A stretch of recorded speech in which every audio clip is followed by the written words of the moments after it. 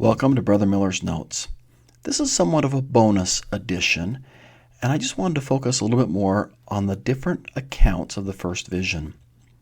Sometimes there'll be critics of the church who will kind of like whisper and they infer negative things, and they'll say something like, "Hey, did you know that there are multiple accounts of the first vision?" Yeah, we did. There are different accounts written by different people at different times over an extended period of time. There have actually been many books. In 1971, Milt Bachman published a book about him. Here are the different accounts of the prophet Joseph Smith. There was an article in the Era at the time. Two of these things were published in the 1960s. Sometimes people say, well, did you not know? Well, maybe if we read a little bit more, we would have known. And sometimes we just don't know, and that's okay. The Church of Jesus Christ of Latter-day Saints has been very forthcoming. They have created a wonderful essay. It's entitled The First Vision Accounts.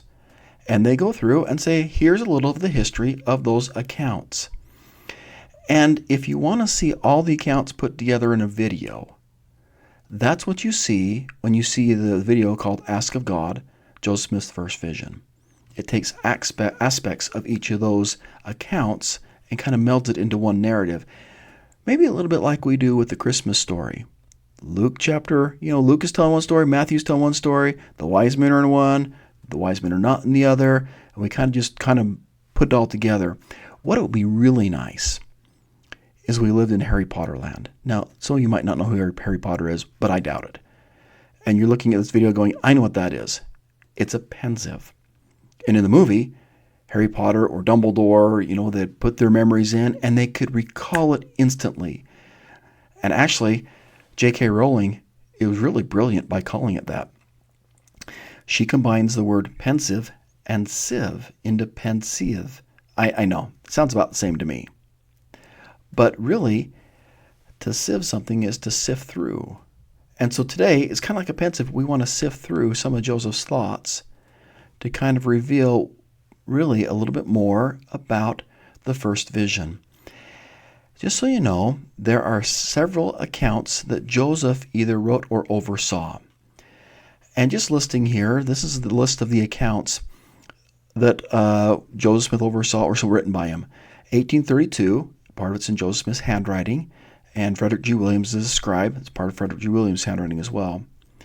The 35, 39, and 42 accounts are also kind of official ones where Joseph was there and another scribe may be writing them, but he's telling it as they're writing it down.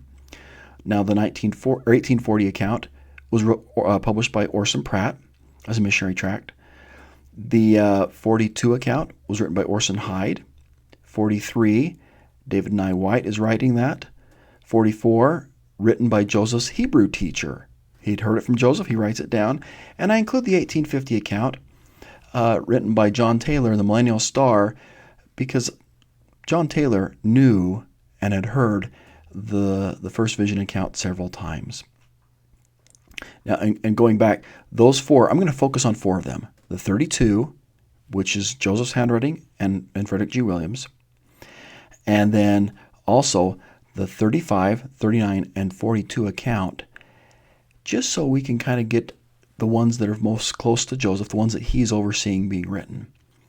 Now, just to put it in perspective, after the vision, Joseph kind of summarizes what happens. And I think to get this historical point really sets up the first recorded record of the first vision. So let's just do a little bit of history for just a sec. The Saints volume records it so well, better than I could say it. When the light faded, Joseph found himself lying on his back, looking up into heaven. The pillar of light had departed, and his guilt and confusion were gone. Feelings of divine love filled his heart. God the Father and Jesus Christ had spoken to him, and he had learned for himself how to find the truth and forgiveness. Too weak from the vision to move, Joseph lay in the woods until some of his strength returned. He then struggled home and leaned to the fireplace for support. His mother saw him and asked him what was wrong. All is well, he assured her. I'm well enough off. A few days later, and this is kind of a little bit of historical background we need to know for the first account. A few days later, while talking to a preacher, Joseph told him about what he'd seen in the woods. The preacher had been active in recent religious revivals, and Joseph expected him to take his vision seriously. At first, the preacher treated his words lightly. People claimed to have heavenly visions from time to time, but then he became angry and defensive, and he told Joseph that his story was from the devil. The days and visions and revelations had ceased long ago, he had said, and they would never return. Joseph was surprised, and he soon found out no one would believe his vision. Why would they? He was only 14 years old and had practically no education. He came from a poor family and expected to spend the rest of his life working the land and doing odd jobs to earn a meager living. And yet his testimony bothered some people enough they ridiculed him. How strange, he thought, that a simple boy of no consequence in the world could attract so much bitterness and scorn. Why persecute me for telling the truth, he wanted to ask. Why does the world think to make me deny what I've actually seen? Joseph puzzled these questions for the rest of his life. I had actually seen a light. Amidst the light, I saw two personages, and they did in reality speak to me, he later recounted. And though I was hated and persecuted for saying that I'd seen a vision, yet it was true. I knew it, and I knew that God knew it. He testified, and I could not deny it. With that background, and this question is just, I think it's really, really well worded, okay? And I'm borrowing it. So what would happen if Joseph was so deeply wounded by the Methodist minister's rejection that he didn't tell anyone else, and then tried to write an autobiography 12 years later at age 26, still hurting from the rejection, and a few months after being physically beaten and covered in hot pine tar and feathers? With that background, you kind of see why he writes some of the things he writes in the 1832 account. Now, in the 1832 account, just going back to this background, he's going to emphasize what he has in common with the Methodist minister who has hurt him quite a bit. He is going to talk about his experience and focus it on his forgiveness, which was important to Joseph. He de-emphasizes the things that the Methodist minister would really kind of ridiculed him about and got mad at him about. And in this, he struggles to kind of find the words to use to describe things. So in the 1832 account, in his handwriting, he uses the word fire, and I've got it circled there. And then he scratches it out and writes light. In all of his accounts, he struggles between those two. I don't know how to describe it. I think what he's thinking. How do you describe God the Father and Jesus Christ descending? Fire? That doesn't work. Light? That doesn't work. Fire? He just struggles to kind of describe it. In that same year, he actually writes a letter to a friend, W.W. Phelps. And in that letter, he says, he wrote the friend, he felt imprisoned by a pen, paper, and ink, and a crooked, broken, scattered, and imperfect language. He called the written word a narrow little prison. As he's writing this, he's realizing, I'm struggling to be able to describe the awesome experience that I had. Now, a few years later, 1829, he's not really trying to write an autobiography. He's just conversing spontaneously. But it's also at a low point in persecution. There's not a lot of it. So it's just kind of like, I'm just telling the story. And you have your 1835 account. This is in his journal, 9th of November, 1835. And a lot of times we just kind of generalize and say it was Joshua, the Jewish minister, who came by. His name really was Robert Matthias. He has an emphasis really on, he wanted to know which church was right. And the opposition that happens before he received the vision. While he starts to pray, he feels that physical presence. He talks about the appearance of one divine personage and then the appearance of a second. He also mentions that there are angels all around. And so let me just read a little bit of this. I'm just from where it talks a pillar of fire appeared to where he talks about angels. It reads in the 1835 account, a pillar of fire appeared above my head.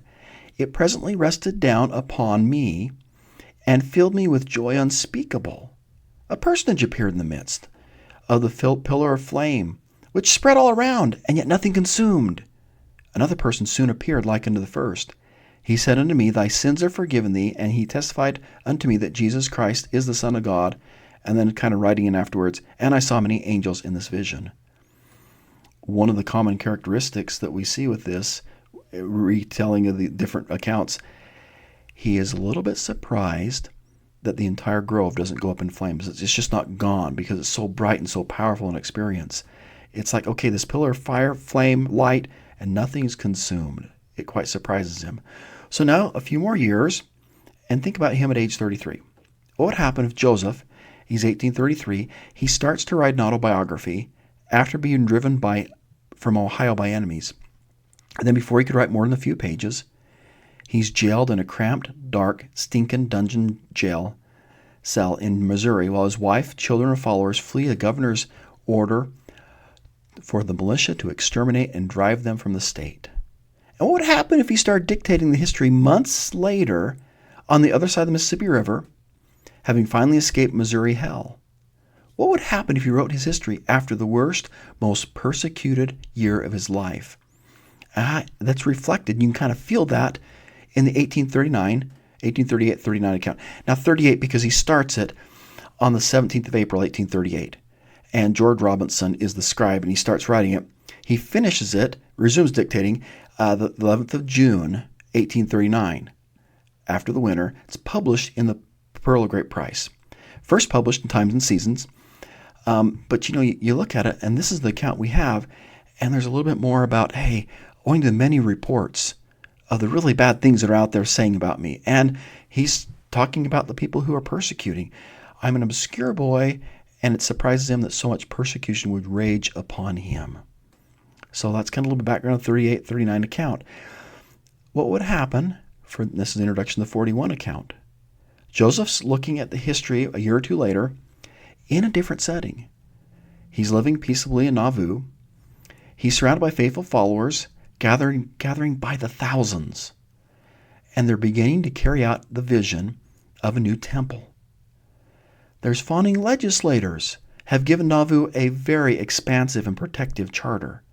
Missouri was fading into the distance, and Carthage is not yet on the horizon. Now, with that background, we get the 1841 account. The entire front part where he's talking about evil people disposed and designing persecutors, it's all gone. He just simply cuts to the chase. I was born in Sharon. It's more about a factual memory of being rejected by a Methodist minister and just cuts most of the interpretative memory from it. The persecution doesn't seem quite as hot or bitter, and it isn't reflected in the 41 account. But he's more of an interpretive memory. All that's been cut, like Paul had done. So now we go age 36. What would happen now if Joseph is a little bit older, age 36? He's received a letter from an editor of a Chicago newspaper, or maybe a historian from Philadelphia, and kindly asking if he had finished them with his story so they could accurately inform their readers. Now we get the 1842 account. And you can read that on the screen at the request of Mr. John Wentworth, editor and proprietor of the Chicago Democrat. I've written the following sketch of the rise, progress, persecution, and faith of the Latter-day Saints, of which I have the honor, under God, of being the founder. And it's just designed just to kind of be expansive and describe his life, with persecution have faded a little bit in the memory, and it's more on the facts and written to an audience of not members. So you have 4 of these accounts that either were written by Joseph or Joseph oversees. Each of them emphasize a little bit different because they're written at a different time in his life, living with different experiences. He's emphasizing different things.